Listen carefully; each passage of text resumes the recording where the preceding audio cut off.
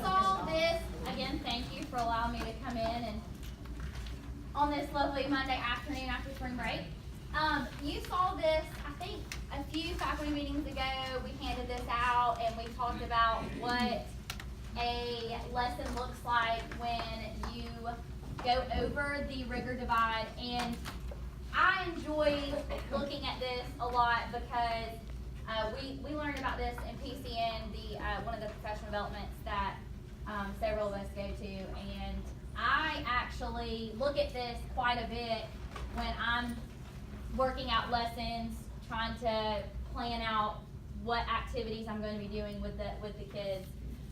But as you can see, the rigor divide, we've talked about this before. One is recall, two, understand the steps, kind of just like basic restating. And then you get to the rigor divide, and if a student can apply, analyze, start looking at personalizing the decisions about the content, explaining or defending, justifying their answers, they have entered over into what they call the rigor divide. But first, before we actually start in on lessons on how to get here, I want us to just think for just a second what engagement means. If you were to walk into a classroom, what is your definition of engaged students? They're generating their own questions about what you're learning. They're actively participating or talking. On topic.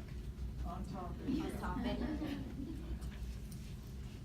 I think sometimes we get confused and we say, okay, are all kids sitting in their desks paying attention, listening to the teacher? But it definitely is active listening, being involved. Ms. Pruitt said, You're taking your own questions. making your own questions, kind of like what we were saying to personalize, make it their own. But it's definitely those things. It's much more than a student just sitting at a desk listening, actively listening. It's them being involved, hands-on. As before I became a teacher, you always have this sight of walking into a classroom, the teacher's up front teaching, but the more I've gone to this particular professional development, it's much more of the students doing, and you're the facilitator, making sure everything's going well, leading them in the right direction, but they're doing the work and they're doing the thinking. I saw this poster a few weeks ago, and it's like, if you leave tireder than the students, you're not doing it right. So you need to have them working. So what are some things that you guys do in your classroom that keeps your students engaged? Group work. Peer helping. Peer helping, we do both of those. Peer helping, I think, has helped those students who are extremely high really help those students that are lower, that struggle. They seem to have, a sense of, I can help, I can be the helper, and they feel mature and wise when they do that. And that we always know that they learn best from each other. And staying, really, once you go over this rigor divide, keeping them engaged is easier, because them personalizing and them strategically thinking for themselves and making sense and making meaning and participating and analyzing things, it gets them really engaged in what that they're supposed to be doing. I want us to look at this for just a second. I chose a third grade standard just because it's kind of middle of the road for us. This should probably look familiar to some of you.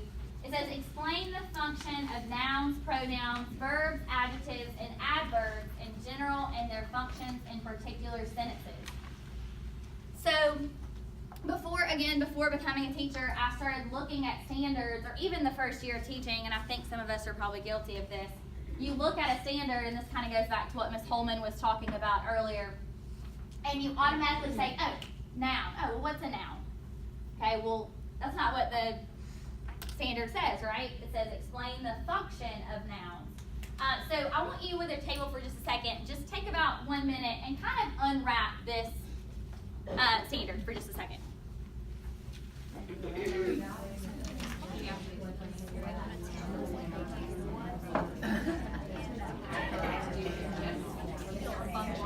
Well,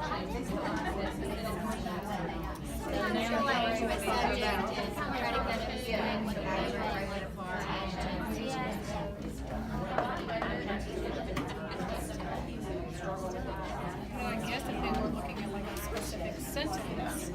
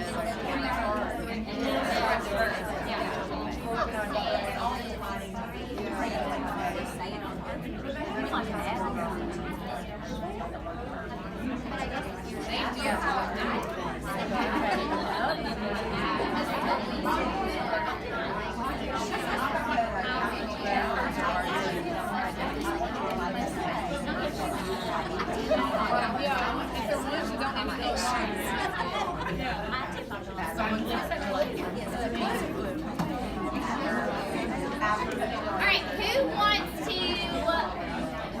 unwrap this standard for us? How did you make meaning of this standard? Anybody want to share? Well, they're great. We'd love to share. Woohoo! I like y'all's idea though. It's really neat. Well, we learned very quickly that we needed to look at the verbiage, and it said to explain the function, and we were like, well, how is that going to be kid friendly for the kids? Well, what is the job of that in the sentence? So like adverbs recently, they would write a sentence and then identify the adverb, like the girl ran quickly through the forest, and then the kid would then say out to the side, quickly is describing how the girl ran in the forest. And they would use like different kinds, like where we went to eat outside. They would say, where did we eat outside? And they would write down below that little sentence that they made, like what they did to identify the function of it and how it's used in the sentence, that particular sentence. Adverbs, and I like that because they're making it their own. You know, they're creating their own sentence to truly make meaning of a noun, verb, and I like the way that y'all have them ask how, how that explains what they're doing. Anybody else? Any other grade do anything a little different to kind of talk about nouns, verbs? Parts of speech. I said before, we could take it apart. You need to pre-assess your kids so you know what they know. If not, you're going to have to front load your lesson because they can't do the function if they don't even know what a noun or a pronoun or a verb is. Right. Yeah, if they don't know what a chair, a chair is a noun, then, yeah, they're gonna have Well, trouble. and I think also you have to make, there's a reason that they're in, that I think, in my opinion, there is a reason that they're listed in that order because they build on things. If you know what a noun is, then you can know what a pronoun is because a pronoun replaces the noun. Right. If you know what a verb is, then you can know, what an adverb is. It describes the verb. How does the person do that? And so it's just building that verbiage, and it's just, and if you really want to go, you teach them the word etymology, which is the study of words. Which is just really fun. That's a really fun word to say. It is. When we talk about the beginning of the year, we kind of review, just do a basic rundown of just all the parts of speech, and that's the first thing that they say is when I ask the types of nouns, which I'm gearing towards concrete and abstract, they go, oh, pronoun. I'm like, no, pronouns aren't types of nouns, they replace nouns. So I think they get that confused too. But you're right, definitely teaching each one individually and then coming together. If they don't know what a noun or verb is, they're certainly not gonna be able to explain the function. Anyone else? And that just goes along, if you wanna go way back in language development, for the speech person. Our professional, What do that's those right. little 2-year-olds do? They say, "Mommy, go, eat cookie." I mean, that's how they start. They learn with nouns and verbs. Nouns are a lot more concrete, but the verbs are things they can do, so that it all builds, like she said, that's the foundation. Yeah. And I think you're right, Ms. Holman said adverbs are difficult, they're really difficult for them to understand. That's the one I feel like I have to keep going back to over and over again and reviewing. Nouns and verbs are pretty much there, it's definitely more of the adjectives and adverbs that. Hey, I'll throw this out there just because, again, it's fun. I found this set of books, and it's, if I were a noun, if I were a pronoun, and the whole book is, if you were an adverb, you would tell how the fox ran. The fox ran Oh, quickly. cute. If you're an adverb, most of the time, you're gonna end in ly. So it goes through, and there's so neat, and my kids love them. Those are neat, So, yeah. so it's neat, especially for the lower levels, because they're real bright and everything, but Yeah. if you're not sure, or if you're uncomfortable teaching it, it's a real easy way just to kinda introduce it. Very neat. Yeah. Okay, and I was telling the third grade that, I don't know if you are familiar with the Shirley method. Yes. Grammar, the jingles, and I still remember learning those in 5th grade. You know, a prep preposition is a simple, so it's just, those things just really stick with them, and if you can remember those jingles, I mean, they're like, oh, and you can just see them like saying them and, you know, mouthing them on, you know, on assessments or, you know, trying to think of them in their head, so it's really neat, they enjoy those. So I want us to look at, there is one thing I want to show you. This is a lesson that I pulled up. It's called I Verbs. And this was really neat.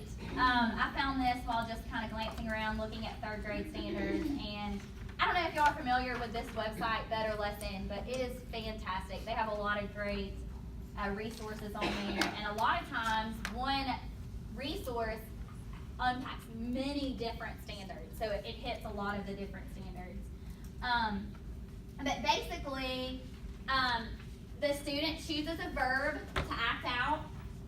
They sketch a pose, and then the teacher takes pictures of the pose in front of a green piece of paper, and they print the poses out on cardstock, photo paper, and they trace the pose on black construction paper, cut out the black pose, glue black pose on colored construction paper, and then they name it I Verb.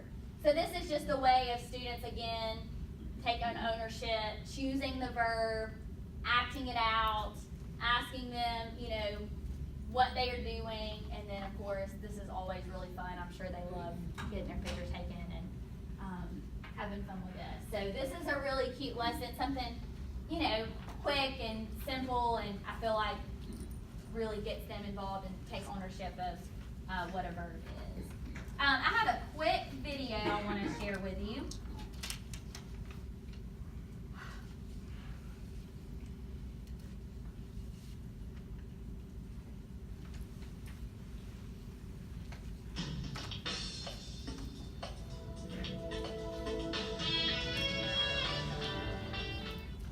There are 5 broad strategies that you can use in your classroom to increase the rigor for students. The first is to raise the level of content, and you'll notice that we're using the letters of rigor to do this. What does it mean to raise the level of content in your classroom? Well, it's as simple as using paired text. If students read something that's fictional, ask them to read a nonfiction book on the same topic and compare. If you'd like students to do a research project, ask them to pick an article out of Wikipedia and then research that topic to see how correct the article is. And if they find mistakes, just send that in. The second is increase the complexity of what you do. Instead of asking students to write a definition in their own words, ask them to write a riddle. It requires creativity and higher levels of thinking. G stands for give appropriate support and guidance. This can happen in natural ways throughout your lesson. Are you modeling what students are expected to do? Are you asking them questions and then guiding them to the correct answers? Are you providing graphic organizers so they can chunk information? O stands for open your focus. And that's as simple as taking a concept and instead of just saying to the students, today we will be learning about, give them 3 examples of the concept and have them guess what it will be. That works as simple as kindergarten with colors and as complicated as high school with types of government. The final R is raise expectations, and we know that is foundational. Students need to learn at high levels, and that starts with us believing they can do it and us believing that our job is helping them get there. I think a lot of times we'll see something, and I'm guilty of this too, and we'll say, gosh, that sounds really, really hard. I probably shouldn't do that. But I wanted to share with you a few things that I took away from our last PCN meeting. This isn't anything you have to do right now, but these are just some examples of some activities that definitely cross the rigor divide.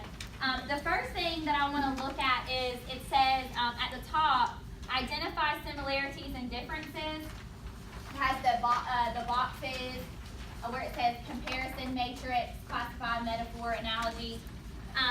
This was, if you look on the bottom of this page 3 and 4, this was actually geared towards, what grade do you think this is?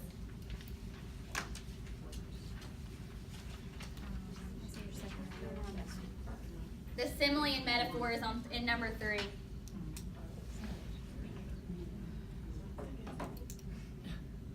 Any guesses? Third. It was actually explained to us as first. And when you look at it too, it's one of those things, when you start to, if a student can understand analogies, which are what? What are analogies? They're comparisons. They're comparisons. So basically, when a student can compare two things, even as something as a ball is like a globe, they can truly understand the content. They're whatever you've taught them is instilled in them. So this was really neat. The next thing I'm looking at is the nucleus. Nucleus of a cell is and then you give them examples. A brain, and then their responsibility is to say, how does that compare? Well, it tells the rest of the body. A CEO of a large corporation is the center of the cell. A steering wheel, direction of the cell. A symphony conductor helps all systems and body work together. A head football coach calls the shots for the cell. An instruction manual tells you how to put it all together. So these are all relatable things that the kids typically see. A head football coach. Well, they know that a head football coach does what? Calls the shots, just like the nucleus of a cell does there. So that one was really neat as well. And then the last one, they took a 4th grade standard, obtain and communicate information, explaining that humans have systems, so the different systems in the body. And here, they have broken down digestive system, circulatory, each system in your body, the features on the left-hand side, and you get a partner, and you basically go back and forth in different colored pen, and you don't see that on your page because I wasn't able to do that, but you do see the different handwriting. And you add on to it to kind of break it down. So function, purpose of the digestive system is to break food down, and then the next person goes. So it's kind of like a back and forth activity that helps break down and gets them learning more and more about the different systems of the body. I started recently doing analogies with my, as kind of like an extension activity for my higher level students. And they're difficult, but they have so much fun with them. They're like, ooh, can we do these every week? So they like to do those. And analogies, I've made some up, and I've also found some online too that they can use. So that's all I have. I appreciate y'all letting me be a part